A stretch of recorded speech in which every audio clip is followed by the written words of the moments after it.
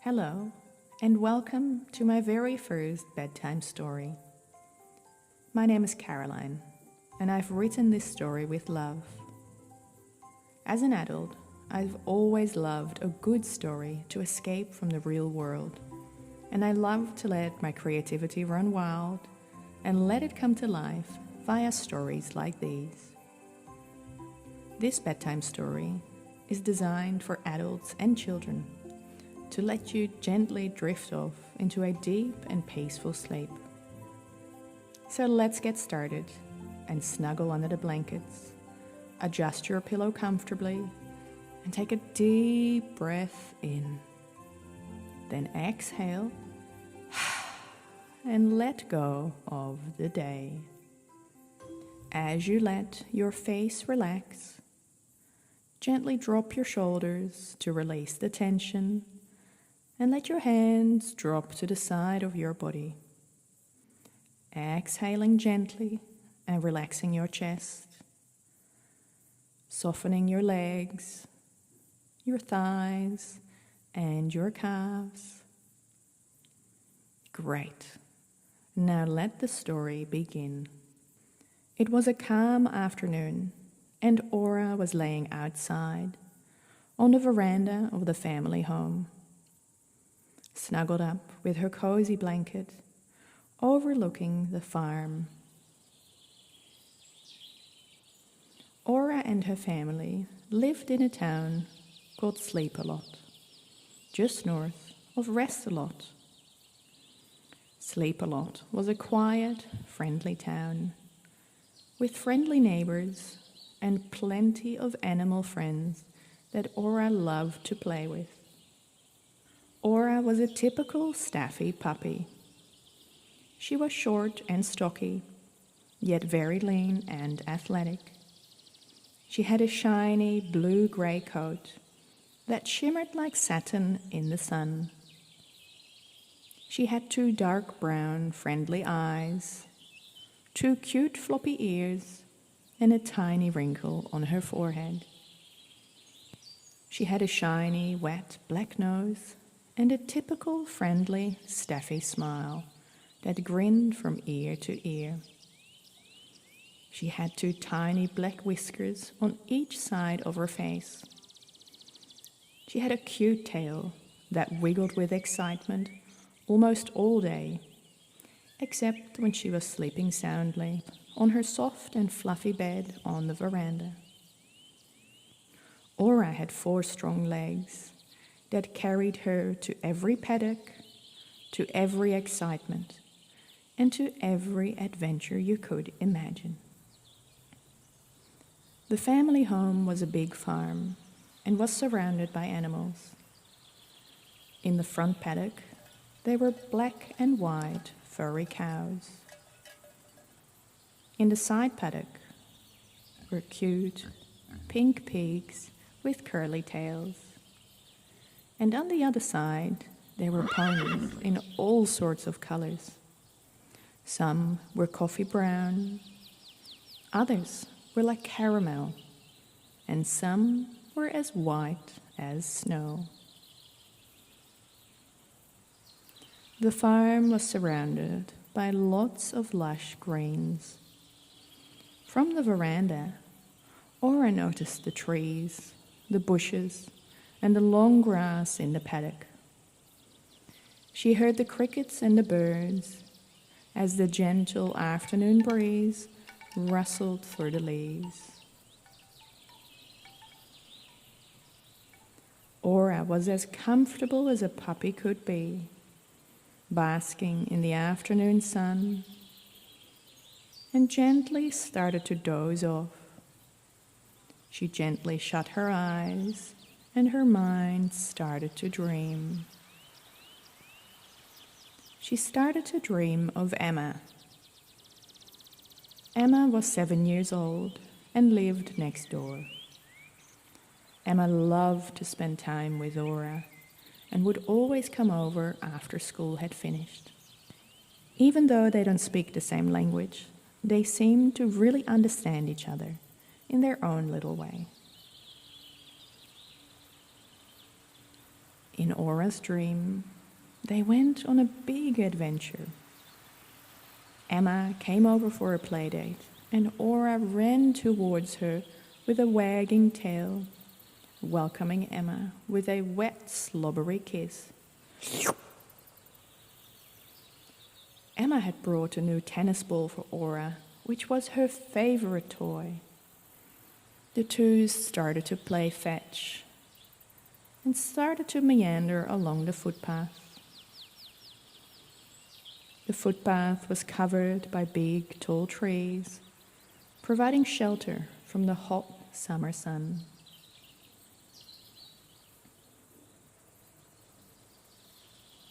The footpath was lined with lots of plants.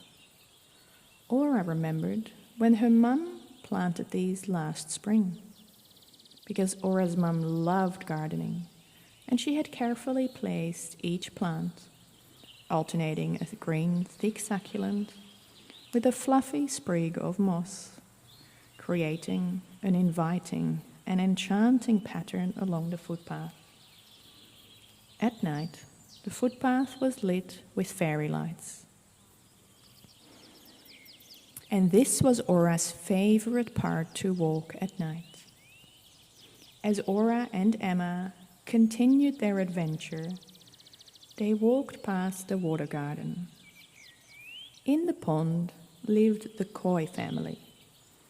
Koi fish, or more specifically, nishiki-koi in Japanese, are colored varieties of the carp fish. This particular koi family had lived here for over 10 years, and they were there before Aura was even born. One of the friendliest koi was named Kyoko, which means Japanese for mirror. And no wonder this fish was given this name, because Kyoko loved to copy those at the surface of the pond. Every time when Aura walked past, Kyoko would follow her and would copy her exact moves. When Aura walked to the left, Kyoko would swim to the left. And when Aura walked to the right, Kyoko would swim to the right. When Aura lowered her snout to the water, Kyoko would do the same, giving Aura a little kiss. Emma also loved Kyoko and all the other fish in the water. And as she drew little circles on the water with her finger, Kyoko would follow. "Hi, Kyoko," Emma said. "Aura and I are off to an adventure in the forest. We'll see you when we get back. Bye." "Blub, blub, blub, blub, blub," Kyoko said, and stuck her pectoral fin out of the water, as if to wave goodbye.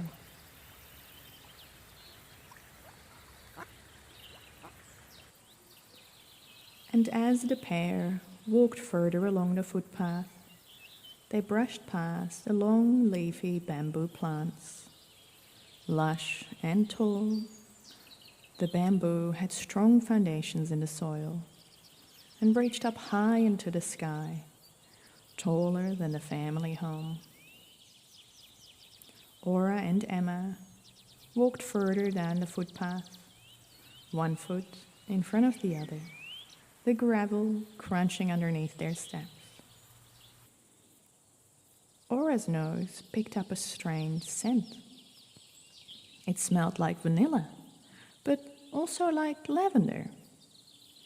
The scent was soft and gentle and very inviting, so Aura followed her nose.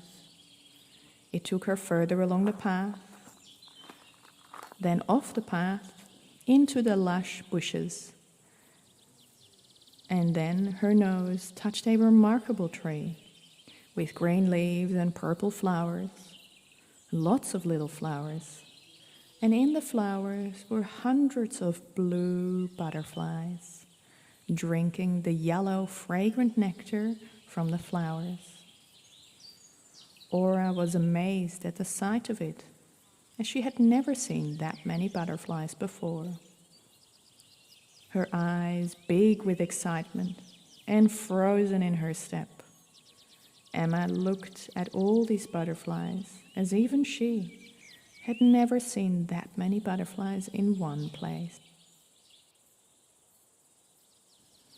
All the butterflies seemed to have a purpose. Some had finished drinking the nectar and were about to take flight, flying high up in the air. Other butterflies had just arrived and landed perfectly on the big purple flowers, placing their tiny legs precariously on the flower petals, just close enough to reach the nectar in the center of the flower. As Aura and Emma stood in awe of the butterflies, they suddenly heard a soft cry.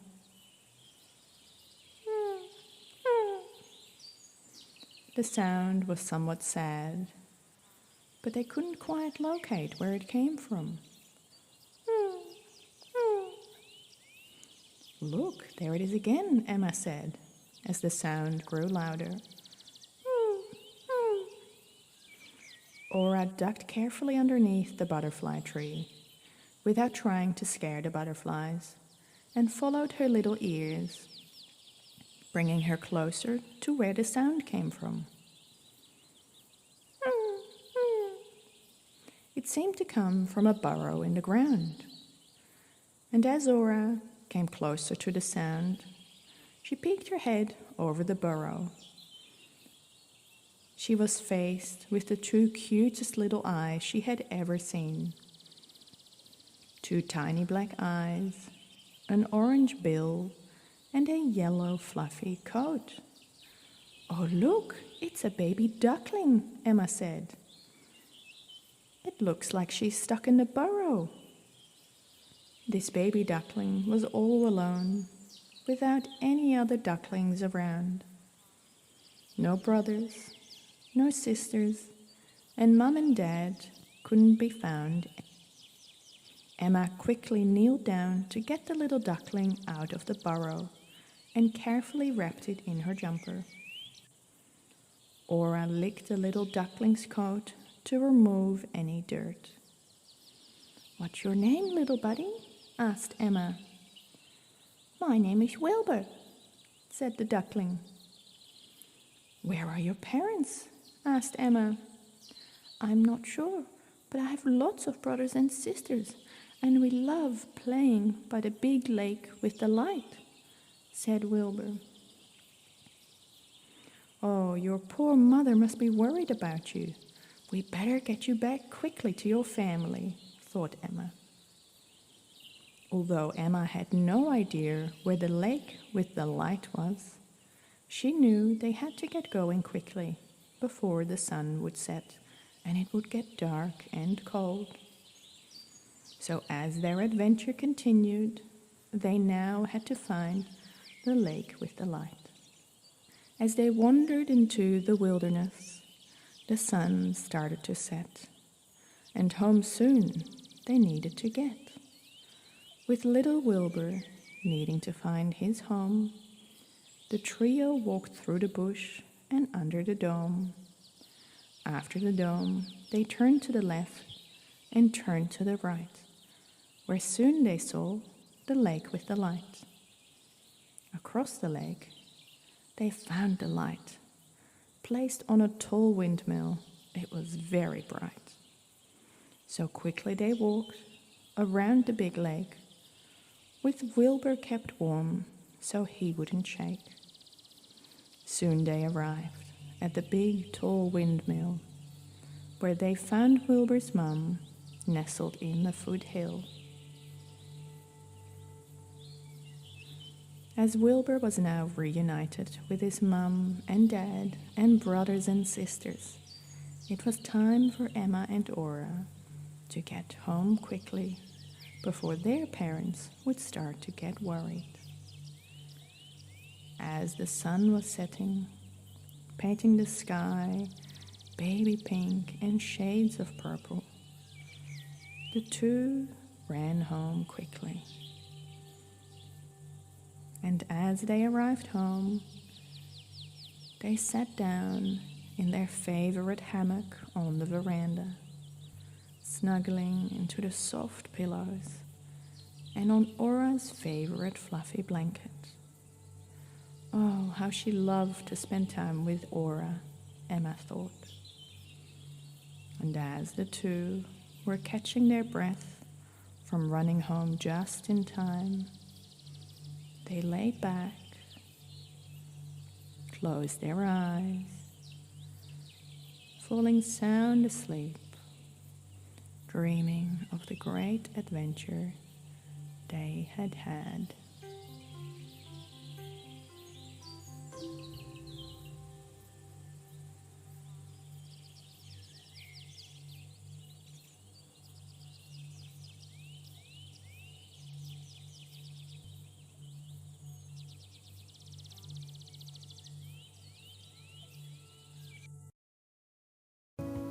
Hi, and thank you for listening through to the end of this episode.